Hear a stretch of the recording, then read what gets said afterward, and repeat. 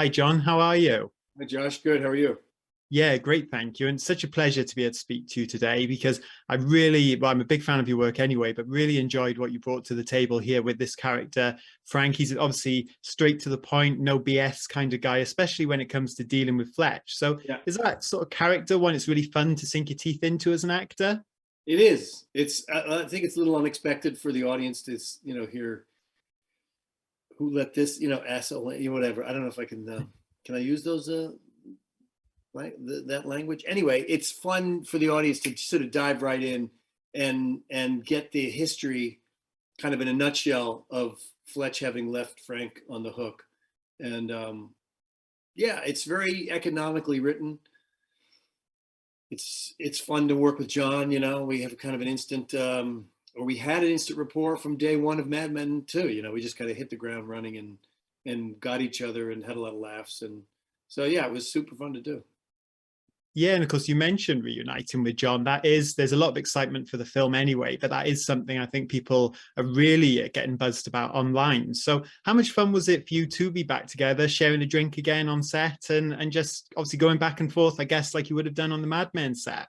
Yeah, it's great. It's easy. It's funny and each take is a little different. And who's great, was open to a little sort of adding hooks here and there and um, trying stuff and seeing what worked.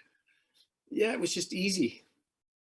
Yeah, for sure. And of course, Greg, as you say, he is a director with a comedic background. So when it came to those dialogue scenes, were you able to play around a lot with those, bring some improv in, or was he keen for you to stick to as you said, quite a tight script? No, I think there are story points that we had to hit. Obviously, there's information the audience needs to know, and the reason he comes to Frank in the first place. But no, Greg was totally open to whatever would work, whatever felt good to us, and then obviously you know, if it worked, it was we'd keep it or try a little bit of piece of something else. It was easy.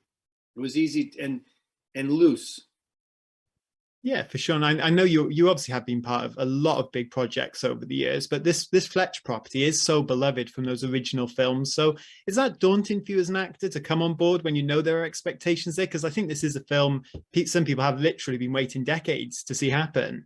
Yeah. I mean, I'm in it so little, and I don't really feel burdened by having to recreate any sort of specific vibe.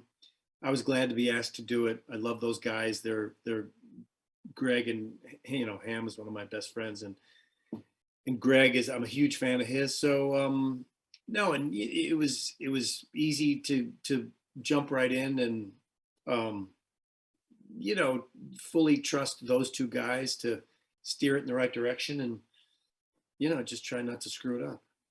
Yeah, well, you did a phenomenal job. And just on another note for a second, obviously you became such a huge part of that Marvel universe, right through from Iron Man 2 all the way through. You'd appeared until Endgame, and you had that big scene, obviously, with Robert Downey Jr., which meant a lot to fans. What was that experience like looking back? Did you hope to return to the role, or was that really a perfect way to maybe cap off that character's arc, do you think?